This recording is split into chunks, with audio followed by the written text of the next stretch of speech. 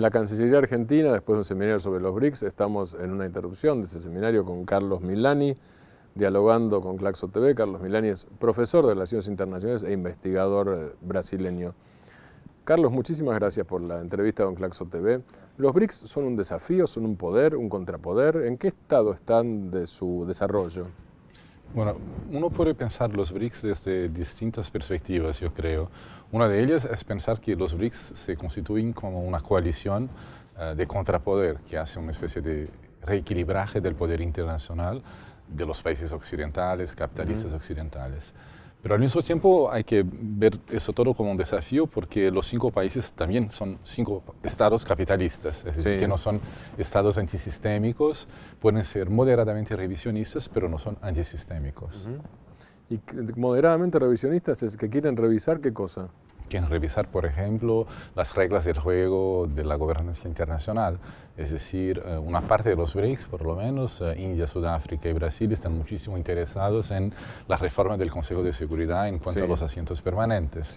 Los 5 BRICS están, todos ellos, muy interesados en la reforma de las instituciones de Bretton Woods, Fondo Monetario Internacional y Banco Mundial. Los 5 han creado recientemente un nuevo Banco de Desarrollo para el cual van a tener que desarrollar criterios y procedimientos, es decir, construir poco a poco instituciones conjuntamente, colectivamente. Eso es un desafío importante porque es la primera vez que vamos a asistir a un intento de construcción institucional con proyección estratégica, económica, financiera relevante, pero entre países que no son países capitalistas del Occidente. Es decir, que hay un desafío a la gobernanza que quedó de Bretton Woods, pidiendo la reforma, además de las Naciones Unidas, también del Fondo Monetario Internacional y del Banco Mundial, y al mismo tiempo una construcción en paralelo que interactúa con el desafío y con la eventual reforma que pueda llegar a hacerse. Exacto, por eso digo que es una coalición también de contrapoder, porque plantea la construcción de una institución en paralelo, justamente porque las instituciones de Bretton Woods no han sido reformadas. El bloqueo que hubo en el Parlamento, en el Congreso norteamericano muy recientemente, aunque el presidente Obama haya anunciado en la negociación con los 5 BRICS que iba a promover la reforma dentro de sus leyes domésticas, porque eso es importante. Estados Unidos tienen algo como 17% de los derechos de voto en el Fondo Monetario Internacional y no hay ninguna reforma que se hace sin su acuerdo total y absoluto, lo que implica tener que pasar por el Congreso Nacional estadounidense y entonces está bloqueado, no avanza. Y entonces la creación de un nuevo banco puede ser una respuesta de contrapoder porque las instituciones no avanzan en sus procesos de reforma institucional. ¿Cuáles son los objetivos de cada uno dentro de los BRICS? Por ejemplo, empecemos por la B larga, que es tu país además de todo. ¿Cuál es el objetivo de Brasil, el específico dentro de los BRICS? Bueno, para Brasil los BRICS es un grupo que le aumenta en términos de metapoder y de proyección de poder blando en el escenario internacional. Como son países que corresponden como al 45% de la población del mundo, algo como 25% de la producción global. Bueno, estar al lado de potencias ya confirmadas, como es el caso de China y de Rusia, y de potencias emergentes como India y Sudáfrica, le conviene muy bien con respecto a su búsqueda por prestigio internacional. Lo que quizás queda como un desafío, un reto en términos de política exterior y de diplomacia para Brasil, es saber cómo construir una complementariedad entre su agenda internacional BRICS y su agenda regional en Sudamérica y su agenda de cooperación sur-sur con los países africanos. Creo que eso es un arreglo que se está construyendo, haciéndose, al mismo tiempo que se hace, que se avanza en ¿Y es modelos contradictorio BRICS. o es complementario? Y bueno, eso va a depender de la visión de cada uno. Yo no creo que sea contradictorio, y yo creo que es más bien complementario, porque Brasil siempre ha tenido a lo largo de su historia diplomática, de su historia de política exterior, un anclaje regional y siempre un anclaje más bien internacional.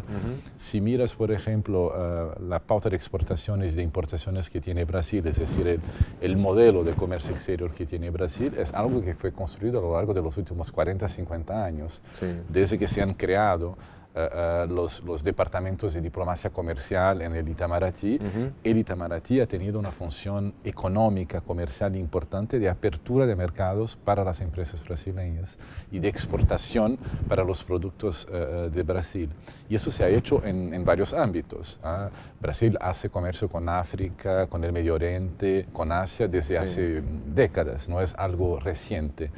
Pero se ha adensado esta agenda en los últimos años. Y creo que eso es importante. Pero en nada contradictorio con la agenda regional brasileña. El Mercosur, UNASUR. El Mercosur, UNASUR. Desde mi punto de vista son agendas más bien convergentes, a tal punto que en la última cumbre de los BRICS en Fortaleza, los países sudamericanos han sido invitados por la sugerencia de la diplomacia brasileña para participar, los jefes de Estado, los jefes de gobierno, participar en la cúpula BRICS con sudamericanos. Carlos, tal vez del resto de los BRICS para Brasil el mayor desafío esté constituido por China, no solo en términos políticos, sino en términos comerciales y de perfil industrial del propio Brasil. ¿Los BRICS pueden servir para administrar la parte de conflicto que tiene esa relación o es independiente de la relación que tiene cada uno cabeza a cabeza con China? Bueno, esa es una pregunta. Creo que hay que haber más coordinación entre sudamericanos quizás y para llevar un diálogo de este nivel al grupo de los BRICS. Porque toda la idea y el debate que hay en Sudamérica hoy día con respecto a los nuevos modelos neoextractivistas y las críticas que están formuladas a los gobiernos progresistas incluso en Sudamérica, creo que yo estoy totalmente de acuerdo con todas las críticas que son formuladas, pero yo creo que hay algún fundamento que hay que ser debatido entre sudamericanos con respecto a la entrada de China y lo que eso produce en términos de reprimarización del comercio exterior de países importantes como Argentina y Brasil, por ejemplo.